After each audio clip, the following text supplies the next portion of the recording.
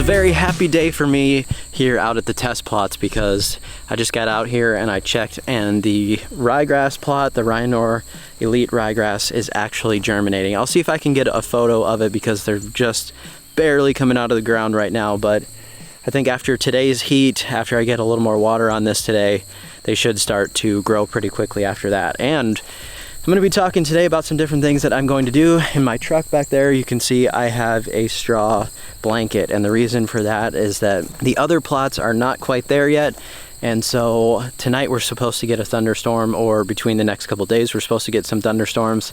I'm just at that point where I don't want to risk what I've done, all of this work that I've done here, the watering that I put into it, and the fact that it's getting close to germinating on most of the plots, but I don't want everything to wash away. Kelsey is going to come out here soon and help me do that because those rolls are kind of difficult to deal with on your own. Let's take a look at this over here, which is another ryegrass section.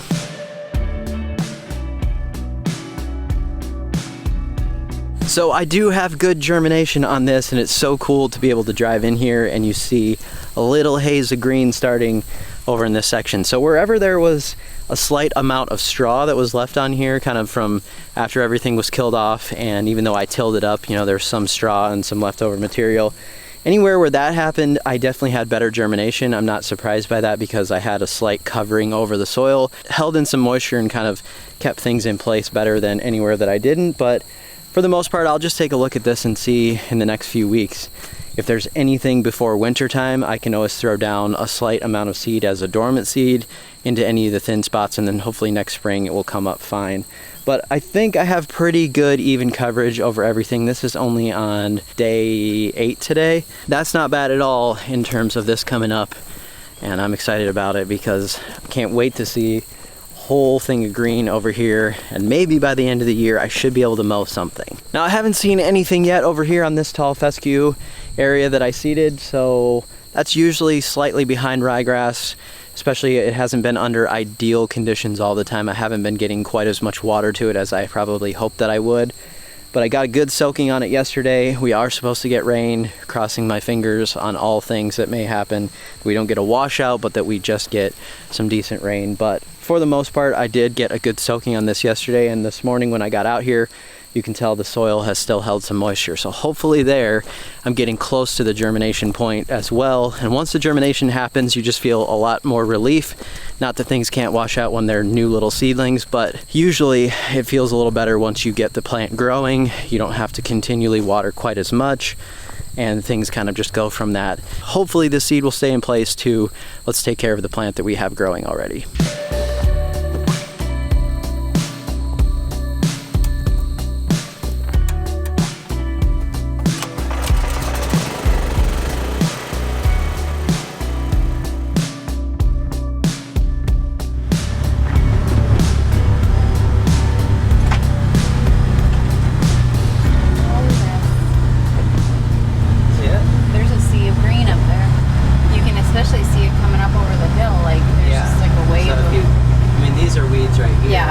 But there's a hue. Yeah. I have to get out and look at it. Yeah. Oh yeah, right there. You see it all.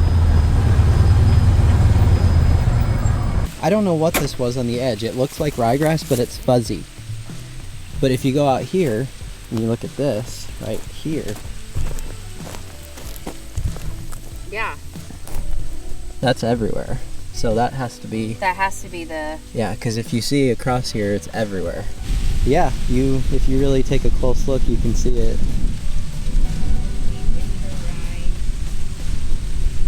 So forgive the wind up here, but it's a pretty windy day today.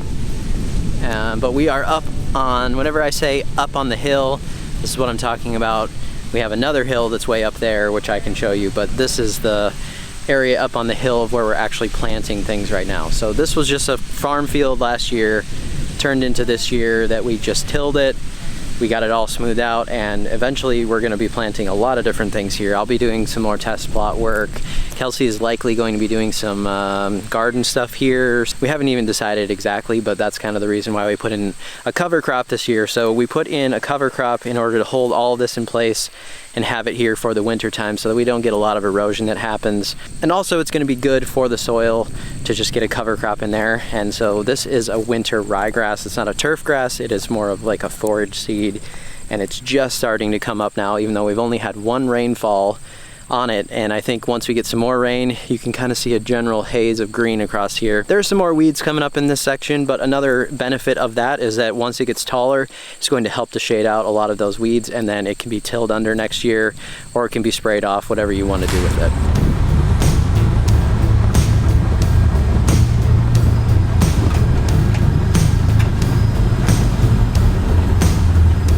Oh, you got grass coming up down here. A little bit. Over there. Yep. In that patch, and then right in the middle. So that kind of tells you where it was probably sitting with a little extra moisture. Let's take a look down here. We got pockets of green coming up. There's a whole, oh look, you can see the whole covering. Yep. Probably hard to see on camera, but. Yeah, there's some down here. Initially, when you seeded this, you were complaining about the leaves falling, and I get that, but if you really look around, the pockets where the leaves have kind of protected the seed are actually, they're doing much better. So look at this section right here. Well, it's an all-out lawn. A small 1x1 lawn. Maybe a little more than that.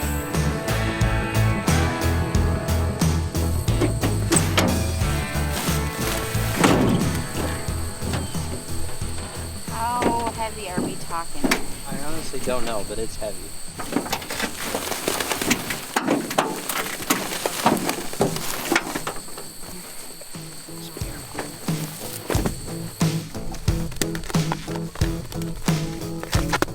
The other fun thing is I'm allergic to straw, so Where's your mask? this should be good. Go get your mask, please. I don't know if I have one. They're in the tote, if you brought the tote. So I don't have the tote. Oh, Ryan. You are your own worst enemy, my dear.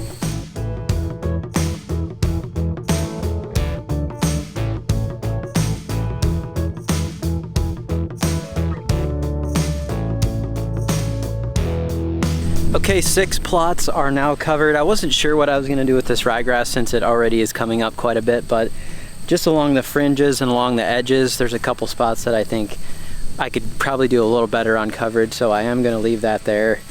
And then as soon as it starts to grow in pretty well, I'll probably try to take the blankets off the ryegrass first. Some of these other ones that haven't grown in much, might leave those down for a while. I don't really love this stuff because it is kind of difficult to remove once the grass starts growing in there and it gets all sort of intermingled with that twine in there. I would rather do that at this point than lose all of these plots to a storm, and probably because I put them down we will not get a storm. That's probably usually how it's going to work, but again, I'd rather just be safe at this point and make sure that all my hard work doesn't go to waste.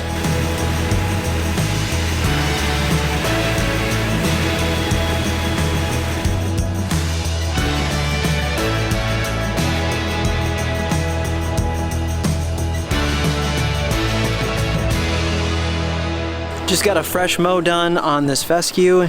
It's looking fantastic. And now I'm gonna do one more app of Grower G on here before it supposedly rains, so hopefully I can get that watered in. You know, anytime it's about to rain, I like to put down my fertilizer so I don't have to do the work of watering it. Now if I have to do the work, that's okay. But if I could get it watered in overnight by itself, perfect.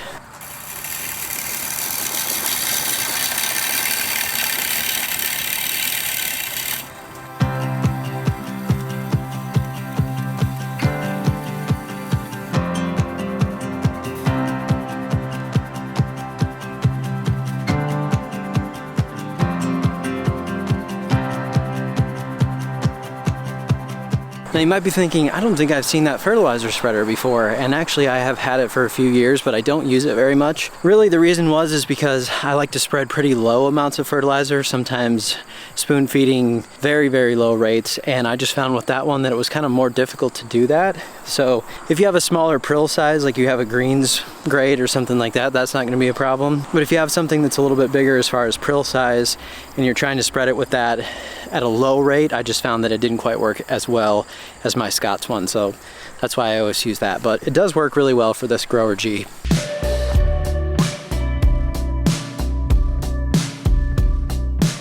So I'm out checking on the grass plots today. Just give you an update here quick. Bright and early this morning, the sunrise was absolutely amazing. I could definitely get used to it out here for sure. Everything right now has germinated except for the Kentucky bluegrass and the bluegrass ryegrass. I do see a few pieces of ryegrass coming up, but nothing for bluegrass yet. And we're on day 10 today, I believe. So bluegrass is what bluegrass is, and it's always slow with everything. This ryegrass plot right here was the first one to come up. This is my ryegrass. Then the secret ryegrass over there actually did not come up until yesterday, so it was about 2 days behind or so. And then the fescues this morning have just really popped. As I came out here, I could tell that they really grew quite a bit yesterday. I got fescue here, and then fescue bluegrass over there. Exciting stuff here because it's actually growing in. We still have good weather on the way, crossing my fingers at least that we still have good weather on the way for a little while. At least it appears that we will. So I can hopefully get these pretty well established before it gets too cold, and that was my main goal. It was kind of going to be a gamble, but so far it looks like it's paying off.